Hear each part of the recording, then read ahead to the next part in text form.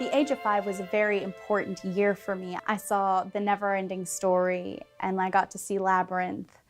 The beauty and the magic in those films, it kind of transports you back to being that 5-year-old in that complete sense of childlike wonder.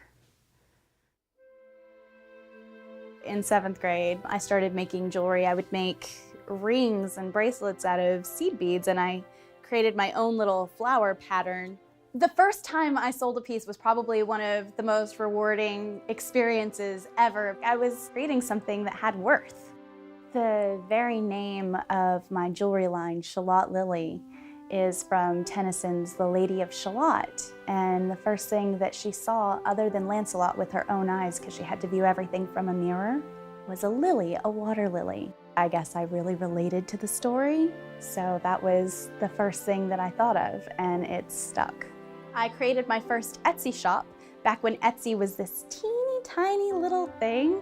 Occasionally I would sell pieces, and that would help me on my art trips. I remember my 25th birthday, watching all of these people and their lives, and it's like, what do I want? What do I want to do with myself? And the only thing I could think of was, I want to live in Marfa. Marfa was this crazy romantic thing in my head. That was where I thought the magic was.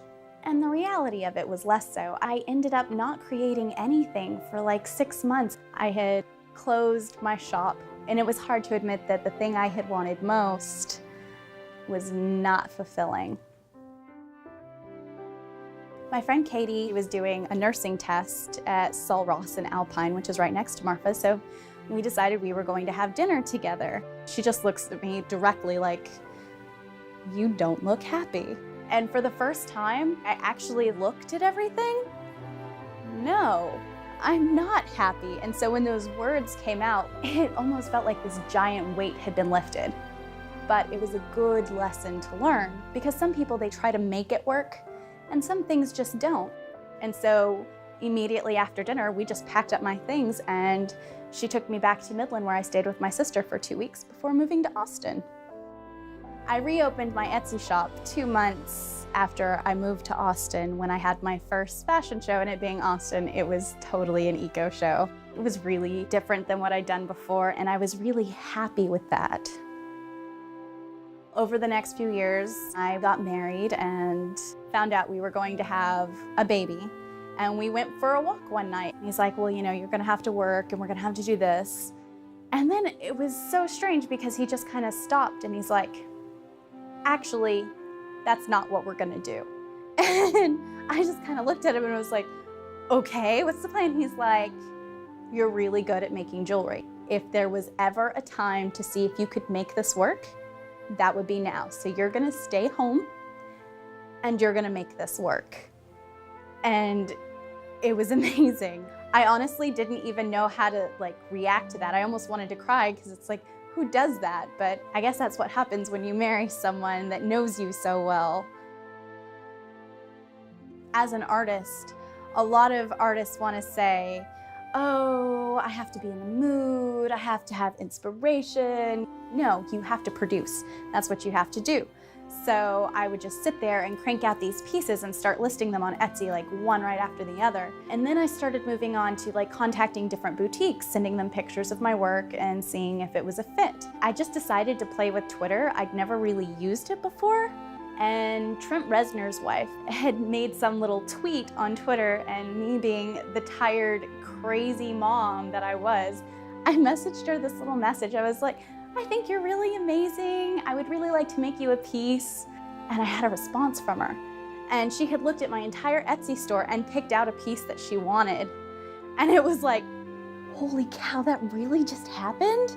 Twitter's this amazing thing where you have direct contact with celebrities. I mean, what's the worst they can say? They can say no, or they cannot say anything, or they can say yes. And impossible things actually happen. I've had my stuff at the Emmys. I got to do a New York Fashion Week show, and I got to do this fantastical LA show where I had Hannah Jones from America's Next Top Model and Mizumi Max model for me. Sarah Swan agreed to do the music for me just because I asked.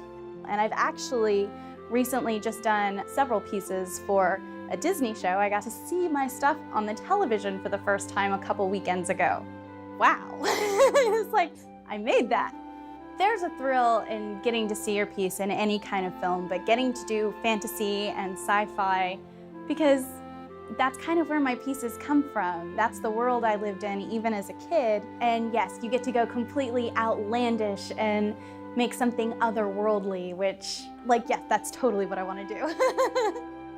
I hope when looking back on all of this, that I've gotten to work on some fantastical productions, you know, outlandish stage productions, films, and getting to be a part of something, you know. I remember being that 5-year-old sitting there watching Labyrinth for the first time, and that amazing feeling of awe. If I could give some other little kid that feeling, I don't think there's any better compliment in the entire world. I can show them these parts of these things, and hopefully they'll find inspiration in them and find something in it for themselves. I hope my pieces have that effect.